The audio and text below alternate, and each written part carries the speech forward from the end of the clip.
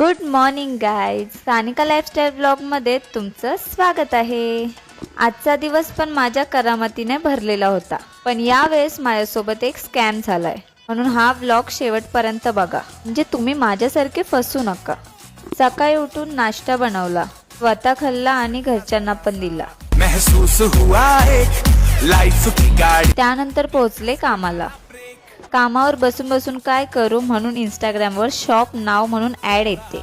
मला हे wardrobe online मागवायचंच होतं, ते फक्त 200ला दाखवत होतं म्हणून लगेच ऑर्डर केलं।